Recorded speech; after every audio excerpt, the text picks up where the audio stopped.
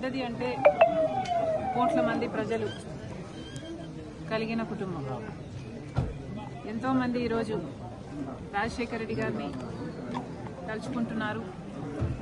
రాజశేఖర రెడ్డి గారు చేసిన మేలును ఈ రోజు వరకు కోట్ల మంది ప్రజలు మర్చిపోలేదు.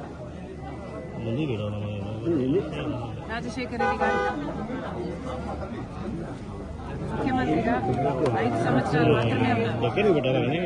కానీ 5 సంవత్సరాలలో ఎంతమందికి ఎంత మేలు చేశాడు అంటే దానికి రుజువు ఆయన చనిపోతే 700 మంది దాదాపు ఆ బాధ భరించలేక ఆ నిజాన్ని జీర్ణించుకోలేక చనిపోయాడు.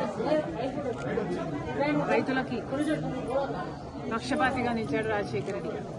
ఉచిత విద్యుత్తో మొదలు పెడితే రుణమాఫీ అయితేనేమి, జలయజ్ఞం అయితేనేమి, ఇలాంటి ఎన్నో రాజశేఖర రెడ్డి గారు మనస్సు పెట్టి చేశారు.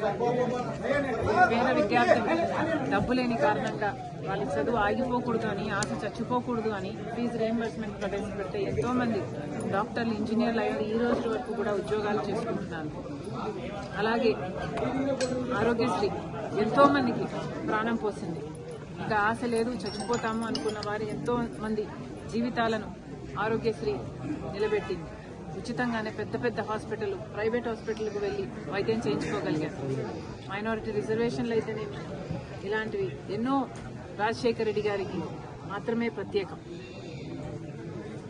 On the whole Rajasekhara Reddy గారు he was an exemplary leader, an outstanding individual, a great visionary.